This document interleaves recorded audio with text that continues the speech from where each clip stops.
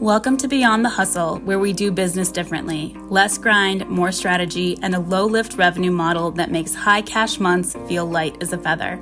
I'm Tristan Jean, your business mentor and social sales expert, and I have built a spacious, scalable business that locks in recurring revenue so I don't reset to zero at every month, without launching every 2 weeks, running on empty, or launching a low-ticket mass membership that saps the life out of me. Now I'm here to help you do the same. Here we don't just talk about making money. We talk about building a business that never resets at zero, where a few strategic offers sell out every time and sales flow 24/7 without you constantly showing up. If you're ready to get off the income roller coaster and finally create a business that pays you and gives you your life back, you're in the right place. Hit subscribe, grab your coffee and your comfy couch blanket because you know I have mine, and let's chat, my friend.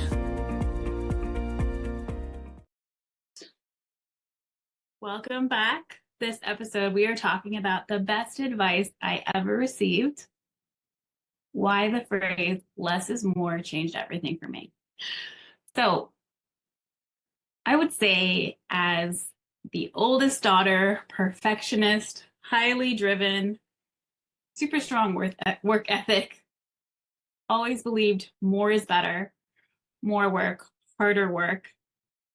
If I had to pick one piece of advice that changed everything for me, it would be less is more. Because my strategy daddy brain cannot comprehend how less could possibly be more. So for years, I thought success was based on how much you did, how hard you worked, more offers, more launches, more content, more time in my business, more time at work, add. The more you add, the more you make, right? It's math. More courses because I thought more variety, more clients, more scalability, more memberships because I thought recurring revenue had to come from volume, more strategies, thinking if I just grabbed every single masterclass and every single course and worked with every single mentor, if I just did everything, something would click. But instead of making more, I made my business more complicated. That's all more is more got me. More got me a more complicated business, more exhausting, more unsustainable. When I finally pulled back strategically, stripped things down, simplified them, got rid of stuff, that's when the momentum happened and the change happened.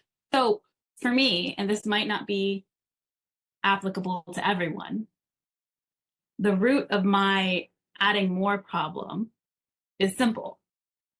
I don't believe that what I'm already doing is valuable enough. I don't believe that it's valuable enough now, or it's valuable enough to get me to where I want to be. I didn't believe that what I was doing was already valuable enough. I had to do more to be valuable. I didn't trust my own areas of expertise. So there's this thing called the curse of knowledge, which I'm fascinated by. And that is that the more we learn something and the more we become adept at it and the more we become an expert at it, the more common we think it is. The more mundane it becomes to us. And so we think everyone knows that. Everyone knows that. Who would pay for that? Everyone knows that. That is 100% how I would feel. So then I think, okay, I need to compensate by offering more, giving more value, tons of free goodies, right? And then another reason that it happened is because I assumed that I was already doing so much that higher cash months would require more effort, more complexity, more of my time. So deep down, I was blocking that because I was already working about 60 hours a week. So a lot of this more is more comes from feeling like what we already know, what we already offer is not powerful enough. Instead of simplifying, refining, optimizing, and then amplifying and going all in on what actually works, we think, I just need another course to fill the gap. I just need more people in my membership to fill the gap. I just need more offers. But more doesn't equal more. So I've talked about it before. That kind of like gut punch moment in my business was when I realized the feeling I had of being excited for a split second when I would go from 0 to whatever month it was, 10K, 20K, 50K, whatever. That split second when I realized, like, yes, I hit my goal. I did it. I did it again. I'm so capable. Lasted for literally seconds before my brain instantly cycled into, how am I going to do it next month? Okay, I need another offer. I need to do this. I need to do that. How am I going to do it next month? Let me start now. There was no downtime. There was no breath. So that's what triggered my realization. So that's what made me ask myself, what if I stopped creating more and just refined what really works? What if instead of focusing on a ton of okay offers, I focused on one super powerful, scalable offer? What if I actually trusted that my knowledge and my expertise is valuable enough and I didn't need to overcompensate by overcomplicating things? And that's when that phrase, less is more, clicked. I thought about gardening, right? Sometimes you trim back leaves so the plant can flourish, so the plant can go through a growth spurt, so the plant can direct its energy to in a more efficient way. So I did. I cut out every offer that I had and I completely restructured my revenue model. And I focused on less, but made it more powerful to appease my desire to be impactful and helpful and facilitate clients to have better results. And that is when that feeling of fragility, that feeling of, yes, I hit my goal. Oh no, how am I going to do it next month? Went away. That's when things felt sustainable. So, how can you apply this right now?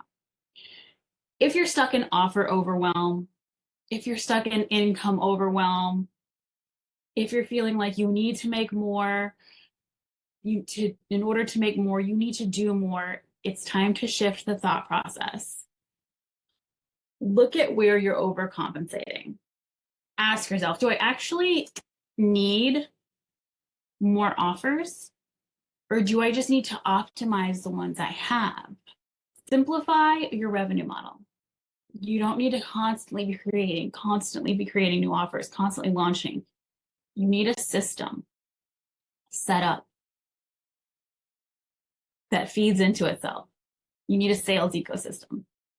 Now, don't get this confused with building out too many structures before you're ready for that. Because if you don't have leads coming in because your offer flow is not optimized and you don't have a lead generator that brings in dream clients, you don't need to have 25 funnels built out. You need to focus your energy on what works first, on building momentum, and trust your expertise.